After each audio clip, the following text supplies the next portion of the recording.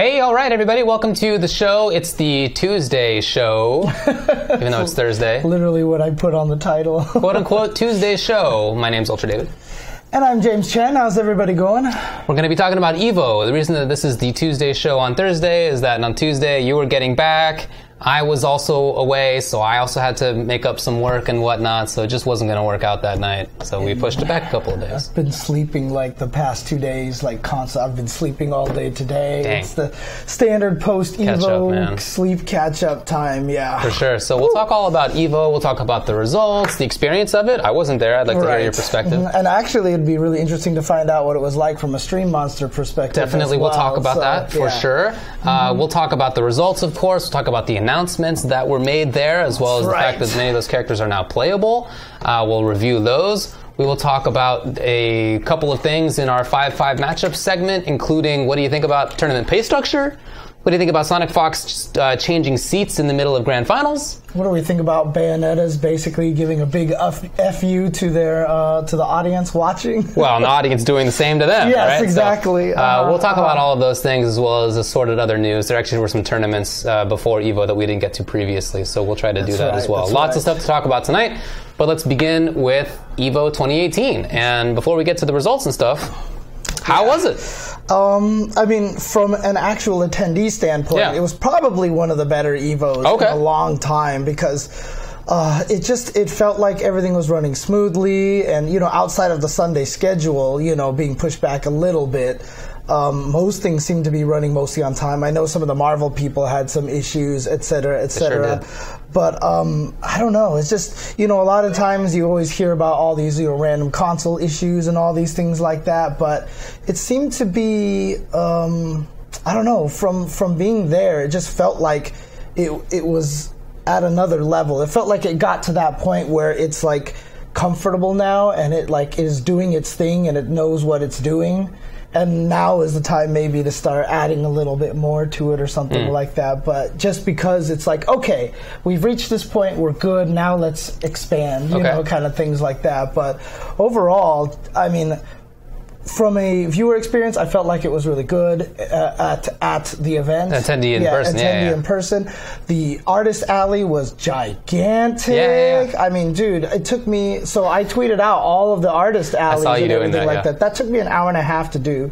Okay, for one... It actually probably took me about a total of 3 hours to do total because I was taking a picture of everyone's booth and grabbing a card, taking a picture of the booth, grabbing everyone's card. I dropped all the cards. What? And I had to re-sort them and order them by going to everybody's website and finding pictures on their website and matching it to what I was seeing in the booths and stuff like that. And then I posted them all up. But, that was really cool. They had a bunch of artists over there. The booths that the companies had, they all really stepped up. The Arxis had this really cool Western themed booth and everything like that. It was really sick. And I don't know, it just felt really, really, because remember 2 years ago, you probably remember it was in the same ballroom and it felt kind of empty-ish, right? It didn't feel that way this time. Like the place was full of booths and people everywhere, and I don't know, it just really had this nice feel to it that I really enjoyed. Personally, from a commentary standpoint, I got to do a lot of the jump off, and I had a blast on that. That was so much fun. So, and it really, I felt like I had an opportunity to, show people that I knew all the different games, and I talked about all the different games and everything like that. I got to do some Guilty Gear commentary, which I was super... Dude, after I did the Guilty Gear commentary, I was like, man, why haven't I been playing this game? I miss this game so much. So, it was, I don't know, for me it was just a great experience overall, so I had a really good time there. How was Sunday in the arena? I saw that it was a little bit differently arranged than before. It was just on one side rather than like everybody looking around in the middle. Right, so different arrangement. I liked it because it felt more classic. It felt more like the ballroom setup. And I just liked that. There's something about it that felt more FGC to me. Just having everybody staring in one direction. I liked it.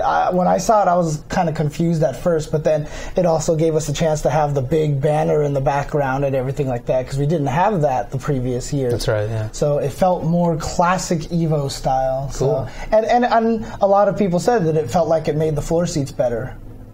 Right. Yeah, I think from what I heard, that was a major reason why they did that in the first place, to make that change. Yeah. Okay. How was you did other stuff too? You went to the the Twin Galaxies. You know what? I mean, the Twin Galaxies things was interesting. I know what they're like, let's grab all these marquee matchups. We're going to be this big deal and do all this stuff. But I just know on EVO weekend, it's not going to have that impact, and it's going to be exhibition. Like when John and Vi were playing Alpha 2 and Alpha 3, they were clearly dropping everything. It just wasn't quite to that extent, of, I'm sure, what they were hoping for.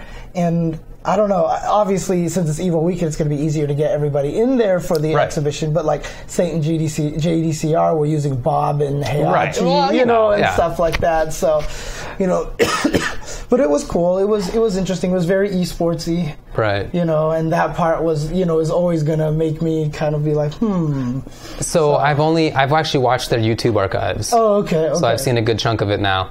But I only watched the gameplay. I haven't actually seen like the rest of it. Like, how was it esportsy? Was it?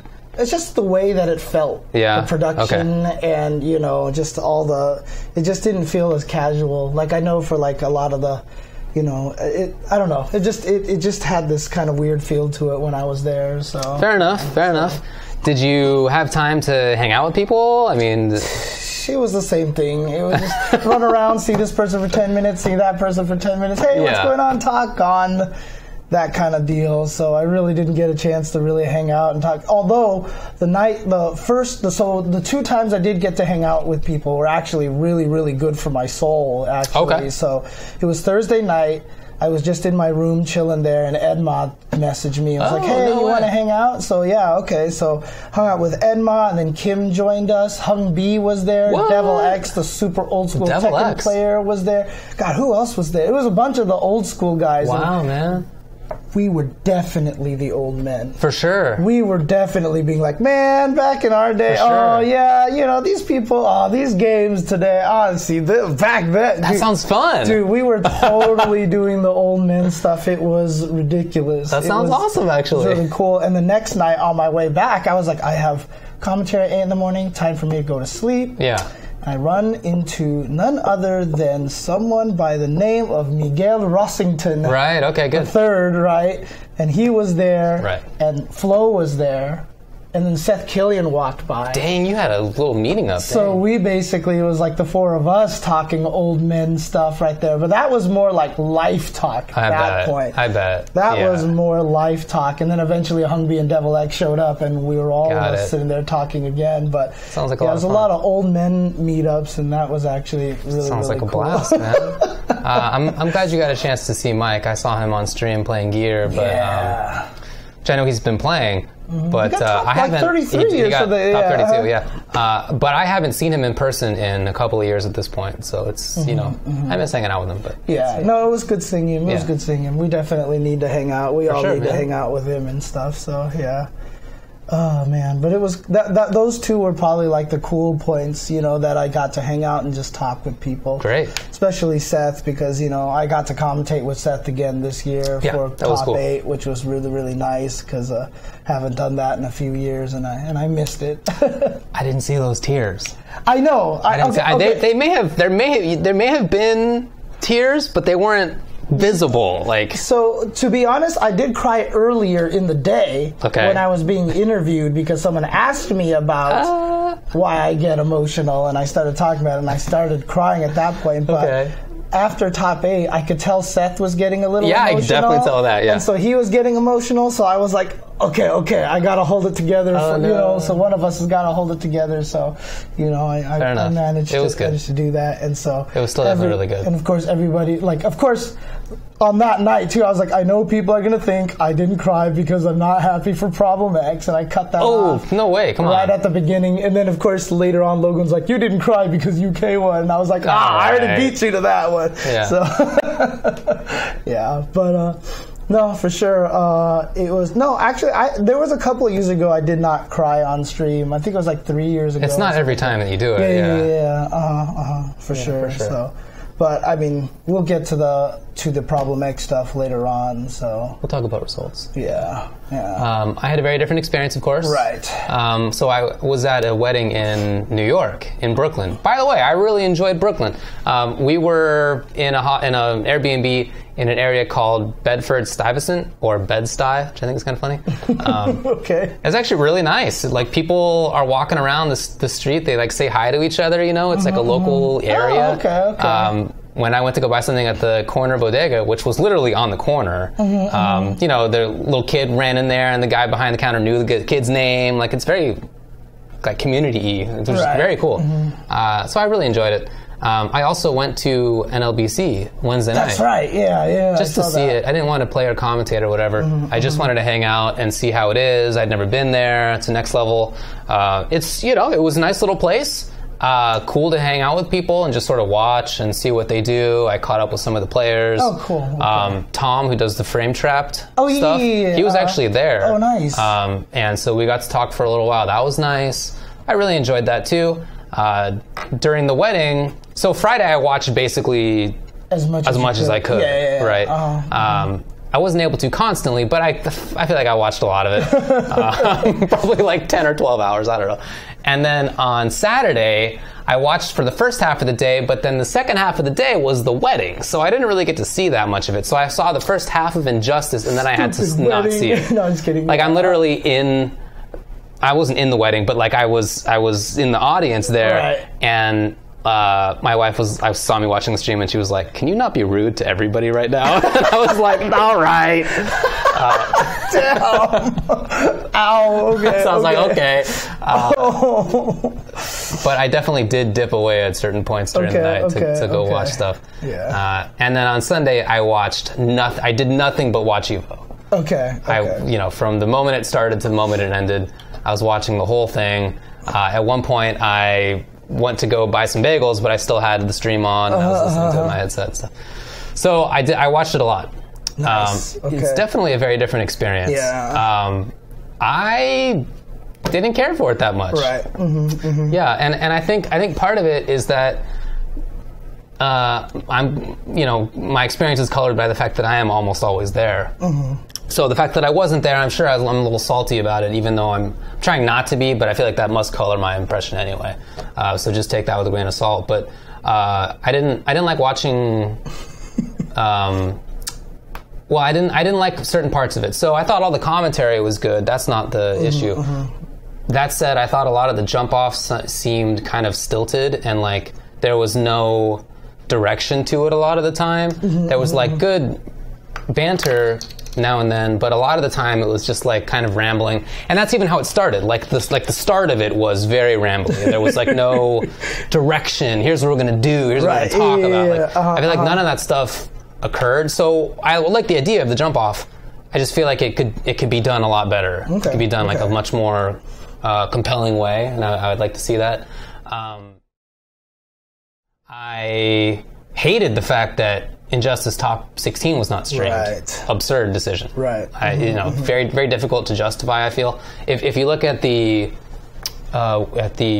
schedule, that must have been anticipated, because the top 48 down to the top 8 was only granted 2 hours, and that's 2 hours is all of the qualifying matches directly for top 8, let alone the matches leading up to those matches and the matches leading up to that, which is what top 48 is. So I feel like that must have been understood by whoever made the schedule. I haven't talked with people about it yet, right. But the decision to break away from that and stream Tekken round 1 pools instead, hated it. I mean, it sucked, I thought, especially that this time, because Injustice has been getting a rap lately as not having that much character diversity, and it's all zoners and whatnot. And then you look at who qualified, who got 9th and who got 13th, and it's like a tremendously wide group of characters, right. like very different cast. There were some really, really hype matches, thanks to Beyond Toxin, who streamed it from his phone. Right. So we all had to watch him as he's like literally running around. You see the shoes as he's like running to see the top 8 qualifying matchups. Nice. So it was like a really good showcase of the game, but nobody saw it except for the 400 people watching Toxin stream. So I thought that really sucked. Yeah, ad breaks were very long. I don't know that they were longer than they typically are. I mean, I didn't time it. And when you're there, from a commentator perspective, it does go fast. But from a viewer perspective, it feels like it's interminable. Like you're just stuck there for a long period of time and not really knowing when it's coming up. There's rarely a countdown to when it's coming back, right? So I didn't like that stuff. And then on the finals day, it just ran way too long. Oh, yeah. Way too long. I imagine that if I were in the audience there, I probably would have felt the same. Yeah. Getting there at 8 a.m. and being there until midnight is, that's long. Right. It's also super long on the East Coast when you're waking up at 11, or starting to watch at 11, and then watching until 3 a.m.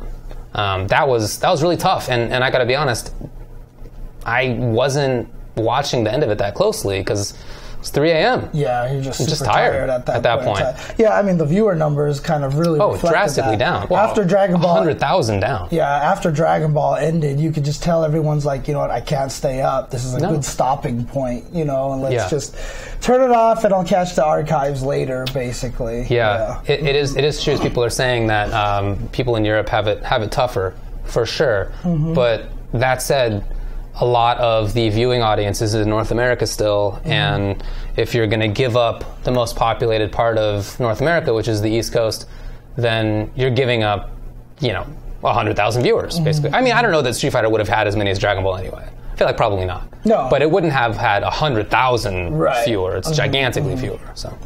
Yeah, I mean, one of the things was, and it wasn't even Dragon Ball that was taking a long time. I think they allotted like 3.5 hours for Dragon Ball, and it only ran 3 hours long, according to the to the statistics that I saw someone post up there. Right. I'm not even sure where the delay came from exactly. From what I remember reading, was that the biggest delay was the fact that there were between 25 and 35 minutes between all the games, and then 50 minutes between Dragon Ball and Street Fighter. Oh, okay. Of downtime. Okay. Right. Well, I'm sure they took into account a lot of that downtime, because that downtime was announcements as well. Well, right? it was announcements, but those announcements were 5 or 10 minutes. They weren't 35 minutes or 50 minutes. Was it really 50 It really minutes was. between Dragon Ball and Street Fighter? It was. Now, keep in mind, that was both Dragon Ball announcements and Bandai announcements and Street Fighter announcements, right? But still, that wasn't 50 minutes of content. That was 15, I don't know, 10, something like that. So there were huge breaks, and as a viewer, that was frustrating. It really bites into the energy. I mean, maybe if you're in the audience there, I don't know how it was. Maybe that continues because there's just so many people. But as somebody watching by myself in my little Airbnb, 50 minutes is like complete. It just blows up the momentum entirely. Right. It sucked that Marvel got pushed back so much on the side stream. That was bad news. From what I read, it was because ARMS top 4 took 2.5 hours. Dude, that's so crazy. I didn't watch it, so I don't know how that could be. But yeah, I know. There you go. So I really feel like there must have been better things they could have done for the scheduling, but and in the future, I just don't know that 5 games is plausible for Sunday. I just yeah, that's actually a concern. I'm concerned about that. I feel like you need to have 4 games, and the other however many are Saturday. That sucks because Saturday viewership is always way less than Sundays for the top 8s. This was no exception this year. So you're kind of consigning a game to getting fewer viewership or less viewership, but I don't know what else to do. It's just either you have very fast games or no announcements or something, but it's the way that it works now is not tenable. I mean, even last year, I don't even think EVO started at 8 a.m., right? I think it started at 10 a.m. the year before or something like that. I can't... No, Marvel last year was 8. Was it 8? Yeah, it was 8. I remember getting there really early. Okay. But yeah, I wonder if they only did top 4. No, I think that would be bad. That would rob a lot of people of their moments to be on stream. Agreed. So. Top 8 is too established. I mean, CEO ran till what, like 1:30 or 2 a.m. at night, right? CEO was worse. Yeah.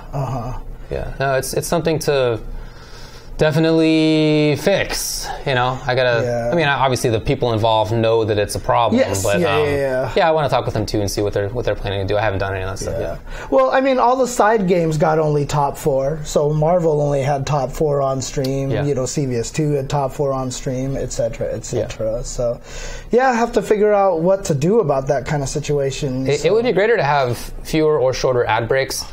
You know, from what I know about the way that things work, it seems unlikely, at least to have fewer. I don't know. Maybe you can establish or sort of combine things as a little bit at least, but there are going to be ads. There's going to be a break. You can't have nothing. But it did feel, like I said, like it was too long. Yeah, from a commentator standpoint as well, those breaks are so nice. They're nice. Absolutely. Except, like I will say, on the jump off, like every time the ad breaks came on, I got mad. Like I didn't want the break. And after the 2 hours was over, it just felt like the fastest thing that I've ever done in my life. It sounded fun. So I mean, the lack of direction on that I can see, because we were just all making dumb jokes and just like having a lot of fun. But I felt like that was a good way to really showcase the personalities and just talk about different aspects of the community and kind of get a good insight to it. And if you really did want a lot more analysis, you would go watch those streams. Like, you know, if you saw like Blaze Blue cross tag, you're like, oh, well, I want to get more analysis. You would jump over to that. I definitely did do that. Yeah, for sure. And that was kind of the intention. Right. So no, I like the idea of the jump off a lot,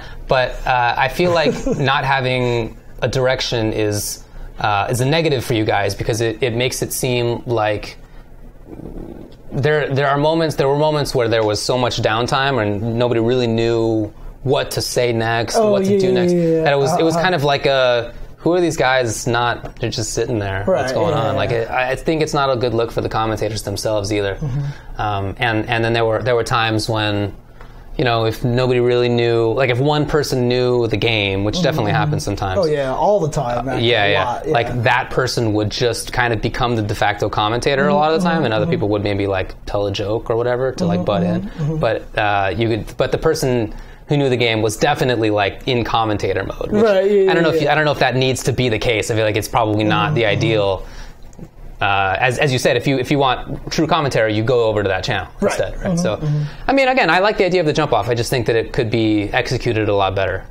It was also really dark. Actually, there was like dark lighting on them. You know. Oh yeah. And actually, that's actually a really good point, Tack Angel. They should have just had like the stream that game was on. So when Blaze Blue cross tackle battles on the jump off, it should have a big highlight like EVO, /EVO. I like it. Twitch/EVO. I think that's actually a really, really good idea. I like it a lot. Yeah, but I mean, that's why it's named the jump off. You're supposed to watch it and jump off to other streams. Sure, man. You know what I mean? So it's yeah. But yeah, like that's what I started watching on Friday, and literally in the like 20 seconds into it, it was just like guys were ripping on each other, and there was no direction. Like, what am I going to watch today? What's happening? Why am I even watching the stream right now? There was none of that. So good idea, but needs a lot of improvement. I mean, honestly, if I was on the first segment of the jump off, I would definitely have a much stronger EVO history, EVO start off kind of thing like that. And so that's probably something to talk to the 10-0 crew about and everything like that. So there you go. Well, those are my thoughts. Didn't love it. Yeah. Well, I mean, good job on commentary to a lot of the folks, though. I thought there was a lot of really good stuff on the mic. What would you do as a means to, like, what would you like to see more of? Would you just like to see, like, having more of the top 16 streamed, better scheduling, or is this a general problem? Because, I feel like that this is probably not unique to an EVO situation. Probably not. So probably not. I'm wondering what the best way to do. Well, as general concerns, I would definitely say that the ads felt like they took too long. I didn't time them, so I don't know if it's different than how they've been previously, but that's certainly how they felt as a viewer. And the scheduling issues were, I was going to save that for more precise, more specific situations, but actually that was significant throughout both Friday and Sunday.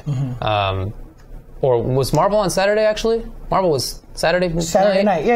Okay, so it was each day that there were major scheduling problems. Right. And that makes it tough as a viewer to know when to watch. I mean, like I said, there's not a countdown typically until like the very end. for when something is going to start, and you just don't, like, you turn on the stream at the supposed time and nothing's going on. was Friday. Everyone was that Friday after all? Okay, that's right. So certainly Friday and Sunday there were problems. I didn't watch enough on Saturday to know, to be honest. I just had the wedding. But I would definitely say ads and scheduling and have a little bit more direction in the jump off. But so what do you do to handle situations like ARMS taking 2.5 hours for 4? I feel like that can't be so out of the blue, right? Like that must not be That's just impossible. Crazy, yeah. It's so much more that I feel like that if you... Is that a known thing? Like that? I have no idea. I have no idea, but it's so much longer than what you would expect that I feel like it must be known that that's a possibility. Right? Either that or the ARMS people just didn't say anything. I don't know. Let's sneak in there. So I feel like that's, yeah. It wasn't, I mean, as James was saying, it wasn't even really Dragon Ball that took long on Sunday. That was about the same length of time as we expected. Right. It was other stuff. Yeah, people are saying that ARMS go. So, Manny, what was it? Were the matches just really long, or was it they had too much time in between matches? Like, I'm just curious what happened, because that's actually longer than, that is longer than CVS2. Dragon Ball's already kind of the new CVS2 at this point in time. Sure, yeah. People are saying that ARMS does run long. It is, of course, it was a side tournament. So I'm talking about EVO 7, which was all side tournaments. That stream. And this is the thing, right? So this is the first year that they implemented EVO 7, right? One of the things that Wizard has always said to me is that EVO takes 2 years to get everything solidified and implemented properly.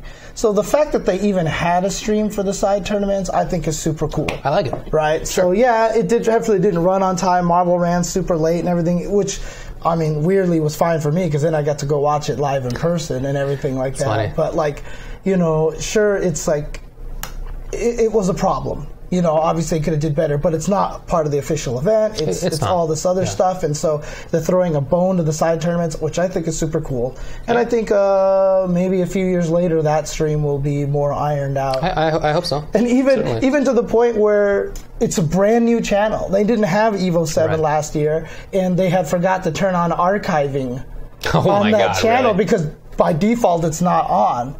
Yeah. Right, so they created the channel. Yeah. However, the person streaming it locally recorded everything, so they still have everything in so they didn't lose anything. But it was just like, holy crap, you didn't even think about something like that. So, but so it was fine. So, is it true that there was no water there, by the way? There was none of the free water anywhere. You had to buy them. That's crazy, right? That little gift shop that's right outside the elevator? I bought a bottle of water there, and it was like $6, dude. So I don't think it's EVO's choice. I think it's a Mandalay Bay. Maybe so, but that's not reasonable. Yeah, I don't know what to do about that. Yeah. I'm not sure what the answer to that is, except just to try to go across the street to the Walgreens over there and buy a bunch of bottled waters and bring it with you over there. Yeah. So. Just as a public service, sell $2 bottles of water, right? Like, oh, God. go buy them for $1 a piece, and then you sell them for $2, and you're the good guy because it's $4 cheaper. And guess what? You're definitely kicked out. Yeah, Vegas is definitely coming after you. Pretty sure it was a Mandalay Bay kind of thing that they wanted you to go. But that's got to be fixed. That's just $5 at the gift shop, $6.50 in the exhibit hall. It was pretty ridiculous. So a lot of people were saying that they solved it by just refilling their bottles with stuff like that. Yeah, and there were no drinking fountains inside. I thought there was a drinking fountain, but I just don't know how that's going to work. So, you couldn't carry the bottled water into the venue. You had to sneak it in there, basically. So you buy it outside and you can't take it in. Is that what I think that's what it is. Okay. So, it's just stupid stuff then. Yeah, no drinking fountains. Okay, so.